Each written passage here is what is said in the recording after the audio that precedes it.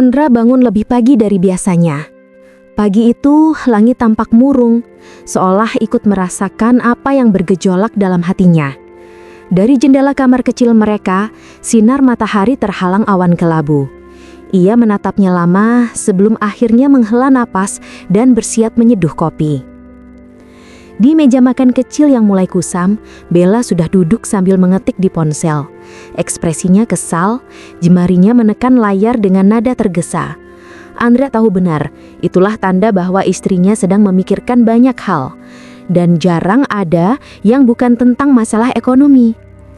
"Mas, uang belanja bulan ini kurang lagi," kata Bella, masih menatap layar ponselnya. Andra berhenti menuang kopi. Senyum kecil muncul di wajahnya, meski tidak mencapai matanya. "Nanti Mas usahakan ya, hari ini Mas dapat panggilan kerja dari proyek renovasi rumah di..."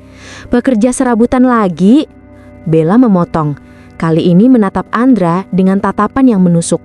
"Sampai kapan Mas kayak gitu? Sampai kita nggak punya masa depan sama sekali?" Andra terdiam.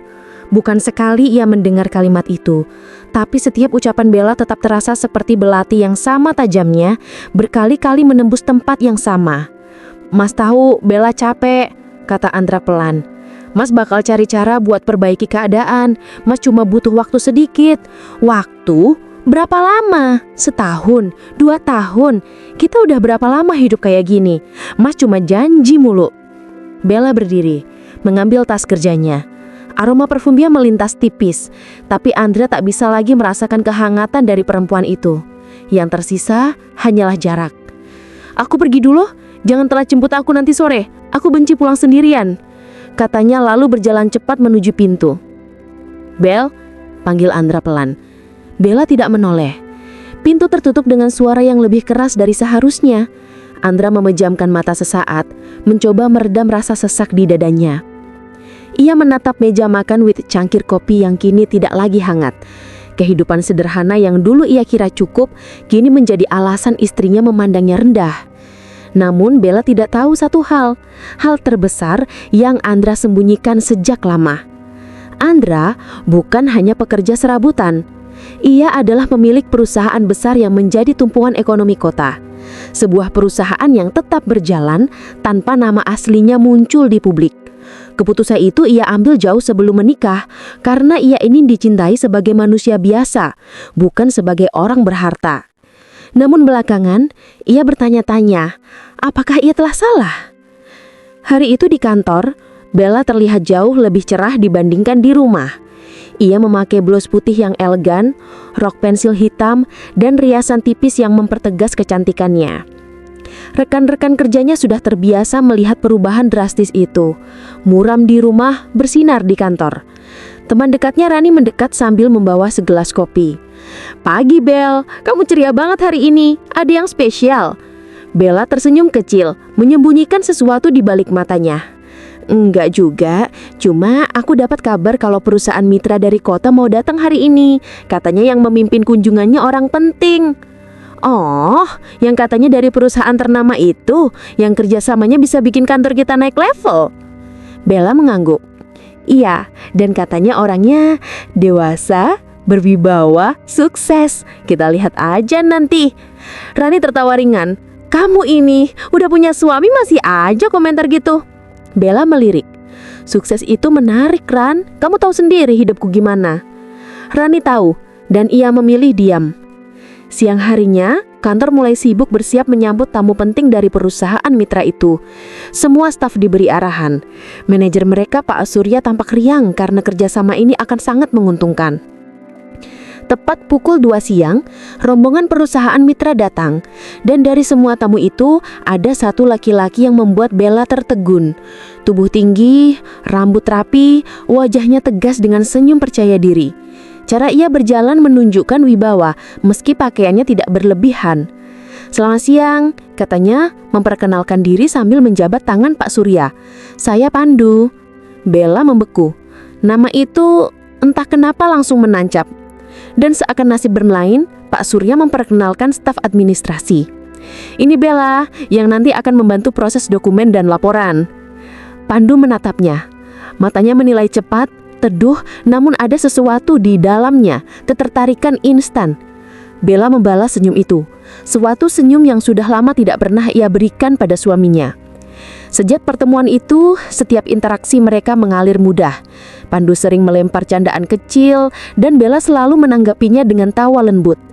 Setiap kali mereka berdiri berdua, aura di sekitar mereka berubah, lebih hangat, lebih tebal, lebih berbahaya. Rani memperhatikan dari jauh, ia berbisik pelan. "Bel, hati-hati, Pandu itu laki-laki asing, ramukan sudah." "Aku cuma kerja," jawab Bella cepat, seolah menolak kenyataan yang bahkan belum terjadi. Namun ia tahu, dan hati kecilnya tahu, ada yang mulai menggoyang fondasi rumah tangganya. Hari-hari berjalan, kedekatan Bella dan Pandu tidak bisa lagi disembunyikan. Mereka makan siang bersama, saling menunggu pulang, bahkan saling bertukar pesan saat malam tiba. Namun suatu sore, saat Pandu menjemput Bella di depan kantor, sesuatu terjadi, sesuatu yang tidak pernah diduga oleh siapapun. Mobil tua Andra berhenti tepat di samping mereka. Bella kaget. "Mas, kok cepat?" Andra hanya senyum kecil. "Mas selesai lebih awal." Namun tatapannya jatuh ke Pandu. Tenang, terkendali, mengamati dalam-dalam. Pandu menjabat tangan Andra sambil tersenyum ramah. "Saya Pandu, teman kantor Bella." Bella menatap suaminya, takut Andra salah paham. Namun laki-laki itu hanya mengangguk sopan. Yang Bella dan Pandu tidak tahu adalah Andra sudah mengenal nama Pandu. Ia mengenal data semua karyawan perusahaannya, termasuk satu laki-laki bernama Pandu Siswoyo, pekerja kontrak yang bukan manajer, bukan supervisor, bukan orang penting dalam kunjungan itu, melainkan supir perusahaan. Andra tahu, namun ia memilih diam. Untuk saat itu, karena ia ingin tahu seberapa jauh kebohongan istrinya dan laki-laki yang menjadi bayangannya itu. Hubungan Bella dan Pandu berkembang lebih cepat dari yang seharusnya. Awalnya hanya percakapan singkat saat bekerja, lalu makan siang bersama, hingga perlahan bergeser menjadi pesan-pesan panjang yang dikirim pada malam hari. Pesan-pesan yang seharusnya tidak pernah dikirim oleh seorang istri kepada laki-laki selain suaminya. Bella merasa hidupnya kembali berwarna. Ia merasa dihargai, mendapatkan perhatian. Sesuatu yang ia klaim sudah tidak ia dapatkan dari Andra, padahal yang sebenarnya ia inginkan adalah perhatian dari seseorang yang menurutnya lebih layak. Pandu memainkan perannya dengan lihai. Ia bercerita tentang perusahaan besar tempat ia bekerja, perusahaan milik Andra. Namun ia tidak mengatakan siapa dirinya sebenarnya. Ia membiarkan Bella percaya bahwa ia adalah seseorang yang penting, seseorang yang berada di jajaran strategis perusahaan. Bella pun terpesona. Suatu sore, Andra duduk sendirian dalam mobilnya, menunggu Bella selesai bekerja. Ia tidak masuk ke kantor, tidak seperti biasanya. Hari itu Andra datang lebih awal, bukan karena ingin mengantar Bella pulang, melainkan karena ada kekhawatiran yang tidak bisa ia abaikan lagi. Ia sudah mencium tanda-tanda perubahan pada istrinya. Ponsel yang selalu digenggam, pesan yang disembunyikan, alasan lembur yang tidak masuk akal. Dan perkenalan Bella terhadap Pandu beberapa hari lalu semakin membuat pikirannya berkecamuk. Andre bukan tipe suami yang mudah curiga, tapi ia bukan pula laki-laki bodoh yang menutup mata pada perubahan mencolok istrinya. Ia mengenal nama Pandu karena ia pemilik perusahaan itu. Ia tahu jabatan Pandu. Ia tahu siapa atasan langsungnya. Ia tahu slip gaji Pandu berapa. Ia tahu Pandu tidak pernah berada di ruang meeting sebagai pengambil keputusan.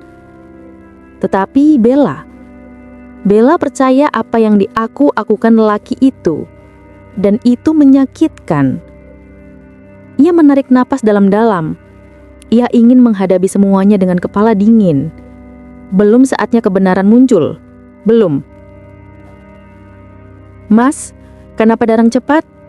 tanya Bella saat masuk mobil. Suaranya sedikit gugup. "Ada waktu luang," jawab Andre lembut. "Mas, kangen Bella." Bella tercegah sejenak, lalu mengalihkan tatapannya keluar jendela. Kata kangen itu dulu membuatnya tersenyum, kini malah membuatnya merasa bersalah, atau mungkin risih. "Mas mau makan di luar?" tanya Andra. "Nggak usah, aku capek," Bella menjawab cepat.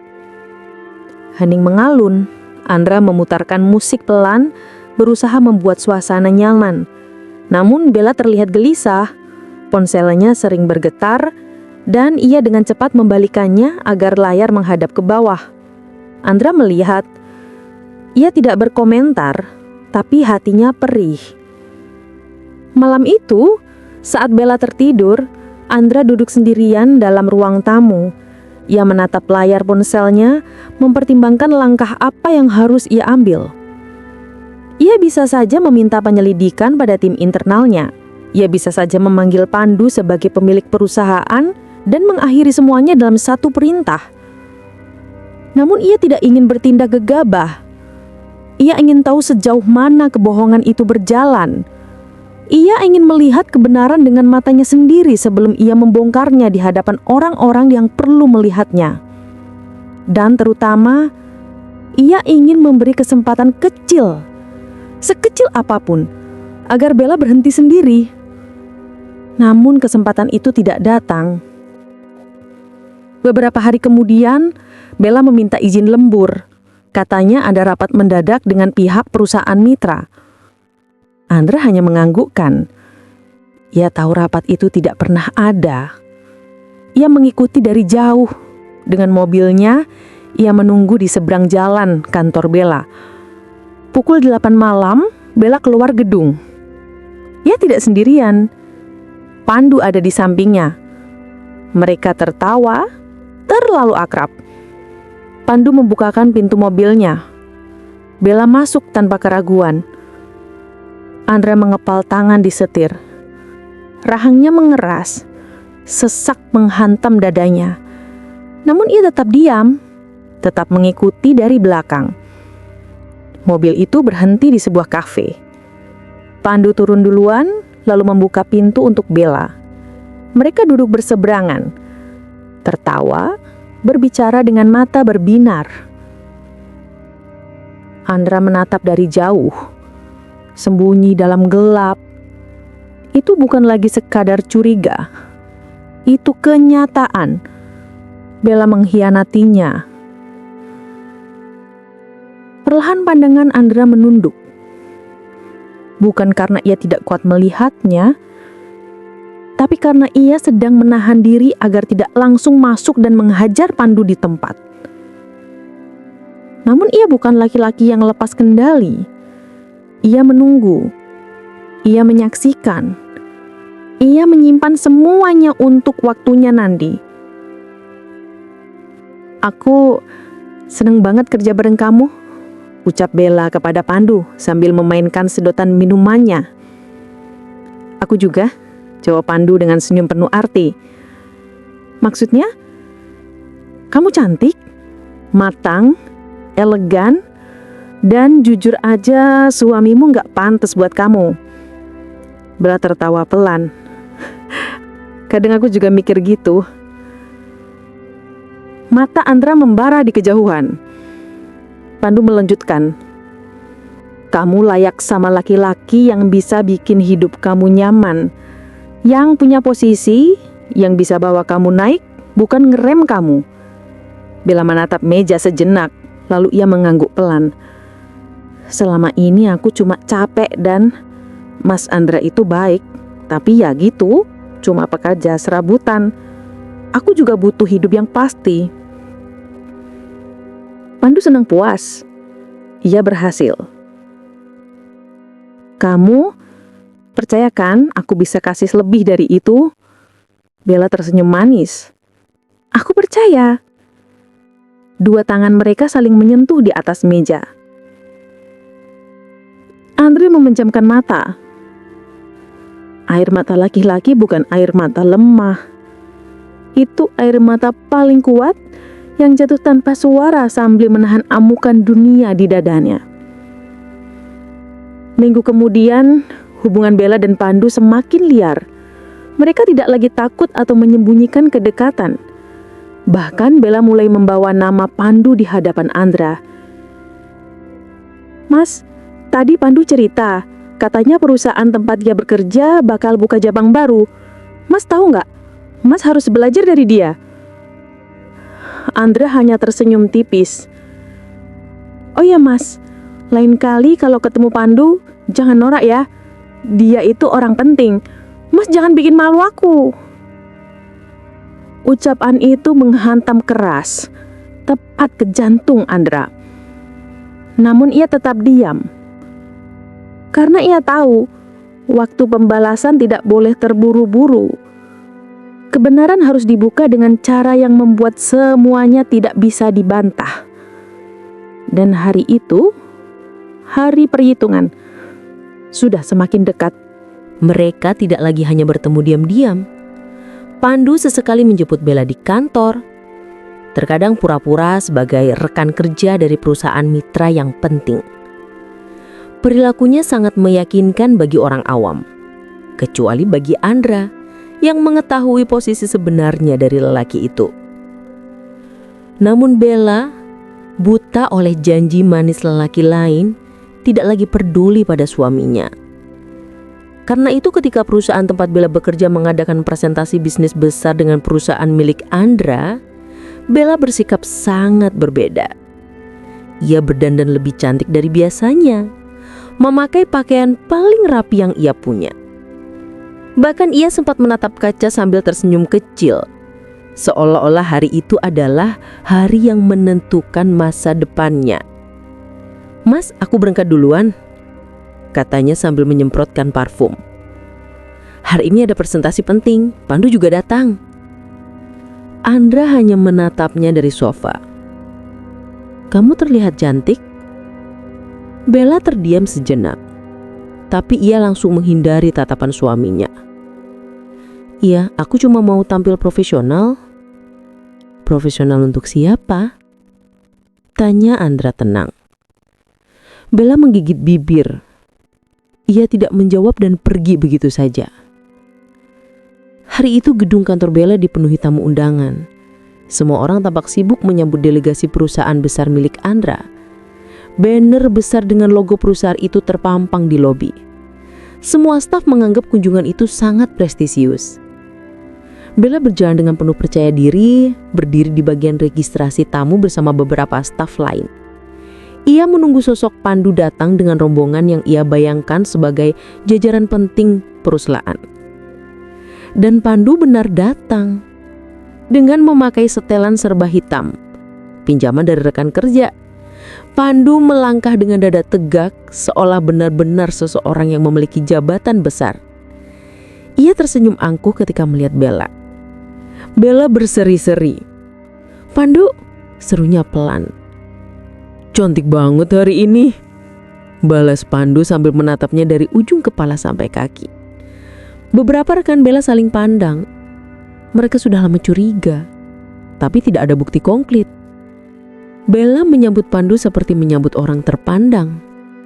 "Masuk ya, tim dari perusahaan kamu sudah di lantai atas."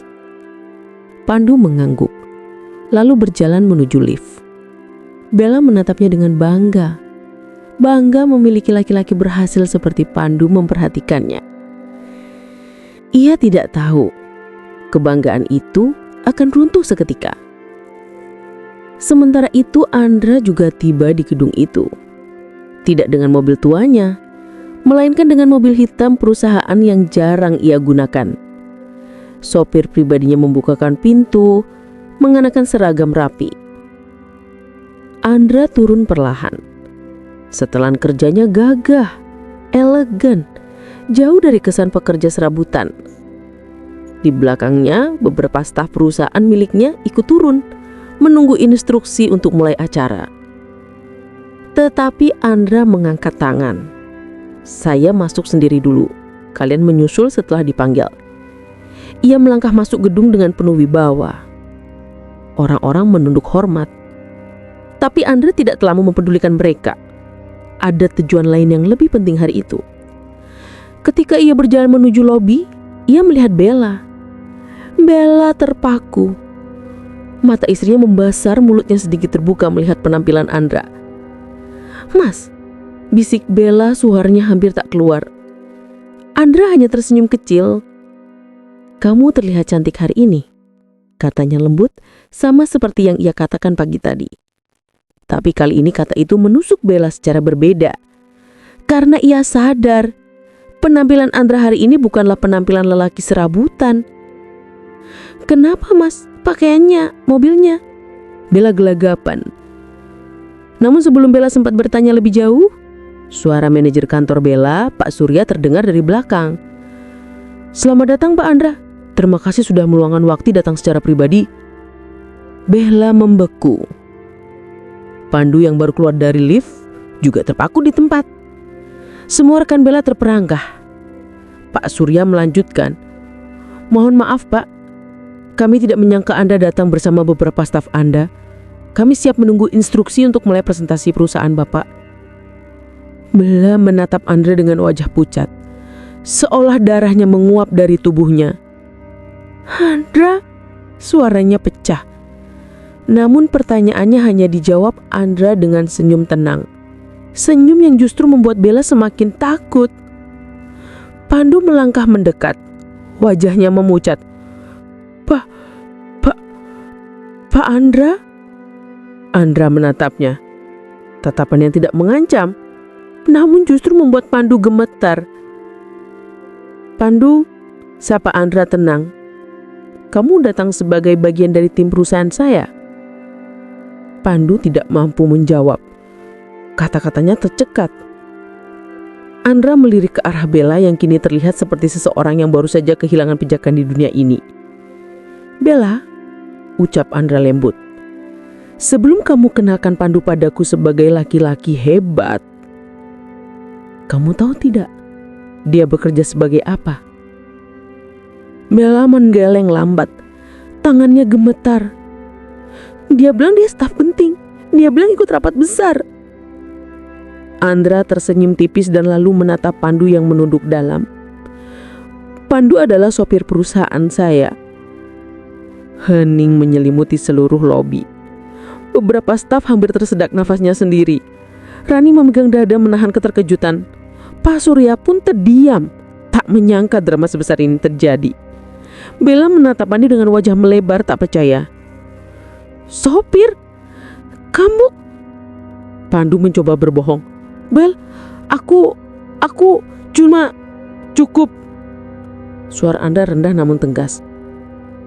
"Aku biarkan semua mengalir sampai hari ini, karena aku ingin kalian menunjukkan wajah asli kalian sendiri di depan dunia." Kata Andra dengan tenang, namun sayup-sayup terdengar kemarahan yang menahan diri. Ia menatap Bella dalam-dalam. Tatapan itu bukan tatapan benci, melainkan seorang yang akhirnya melepaskan harapan yang telah lama ia tahan. "Kamu menghina suamimu sendiri di depan laki-laki lain. Kamu mengatakan aku bukan levelmu. Kamu lebih percaya omongan lelaki asing daripada suamimu sendiri." Air mata Bella jatuh. Mas, aku tidak tahu." "Itu masalahnya. Kamu tidak mau tahu. Kamu sibuk mengejar yang kamu anggap kilau sampai kamu lupa melihat siapa yang sebenarnya peduli padamu." Bella terisak, lututnya goyah. Andra melanjutkan, "Hari ini presentasi tetap akan berjalan. Tapi setelah itu, aku ingin kamu pulang ke rumah orang tuamu dulu." Kalimat itu menghantam Bella seperti malu godam. Mas, jangan." Bella memohon. Suaranya parau. "Aku butuh waktu," jawab Andra, suaranya tetap tenang namun penuh luka. "Dan kamu juga." Andra melangkah pergi. Pandu menyingkir, tak berani menatapnya. Bella hanya bisa jatuh berlutut di tengah lobi yang menyaksikan kehancuran harga dirinya. Semua kebohongan, semua mimpi palsu yang ia bangun bersama Pandu hancur dalam sekali suapan kebenaran. Dan itu baru permulaan.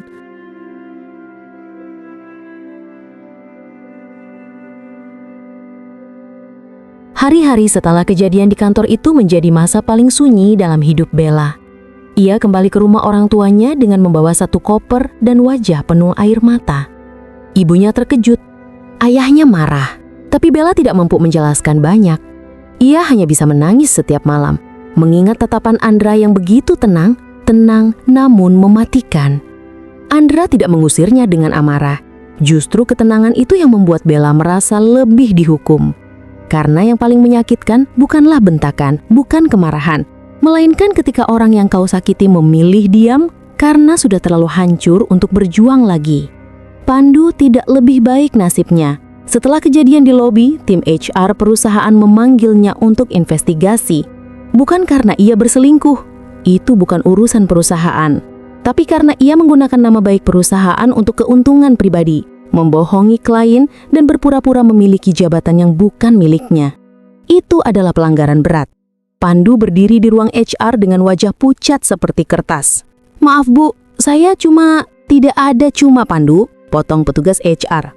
"Anda membuat staf kantor mitra percaya bahwa Anda adalah bagian penting dari perusahaan. Anda mendatangi acara resmi dan bertingkah sebagai pemilik kepentingan. Saya tidak bermaksud menipu perusahaan. Justru itulah masalahnya. Anda menipu banyak orang hanya untuk kepentingan pribadi." Pandu dipecat hari itu juga dengan catatan buruk, tanpa pesangon, tanpa kesempatan kembali. Ia keluar dari gedung dengan kemeja kusut dan mata kosong, seolah seluruh dunia runtuh di sekelilingnya. Malamnya ia mencoba menghubungi Bella, namun Bella tidak membalas, tidak satupun. Ia mencoba datang ke rumah orang tua Bella, tetapi ayah Bella mengusirnya dengan sapu. "Hilang kamu dari hidup anak saya!" teriak ayahnya. Dan sejak saat itu, Pandu menyadari ia kehilangan segalanya. Bella berhari-hari mengurung diri, tidak makan dengan baik, tidak tidur, hanya menangis dan menyesali kebodohan yang ia lakukan. Ibunya berusaha menghibur, tapi apa yang runtuh dalam dirinya terlalu besar. Ia mengingat setiap kata yang ia ucapkan kepada Andra. "Kamu harus belajar dari Pandu. Jangan norak nanti kalau ketemu Pandu. Kamu itu bukan levelnya." Dan yang paling menghantam, "Aku capek hidup sama Mas." Padahal Andra tidak pernah membentaknya, tidak pernah menyakitinya, tidak pernah menolak permintaannya. Ia hanya miskin dalam penampilan, bukan miskin dalam hati. Tapi Bella tidak bisa melihat itu. Kini, ia membayar semuanya. Suatu malam, Bella memberanikan diri menelpon Andra. "Mas," suaranya bergetar. Mas sehat?" tanyanya pelan. "Alhamdulillah," hening panjang tercipta. Bella menggigit bibir sampai berdarah. "Mas, aku minta maaf."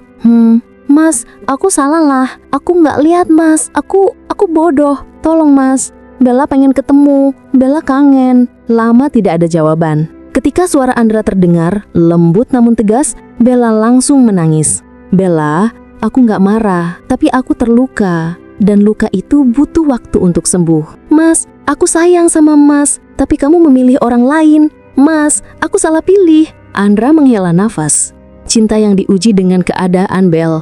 Kamu jatuh pada ujian itu. Bella menutup mulut dengan tangan agar isakannya tidak pecah. Namun Andra mendengarnya.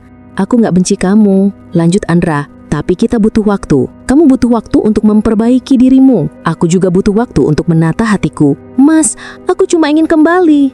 "Nanti, jika waktunya tepat, jika kamu sungguh berubah." Dan telepon terputus. Bella menangis lama sekali malam itu. Bukan karena kehilangan Pandu, bukan karena malu, melainkan karena ia akhirnya sadar betapa berharganya suaminya saat ia kehilangan dia.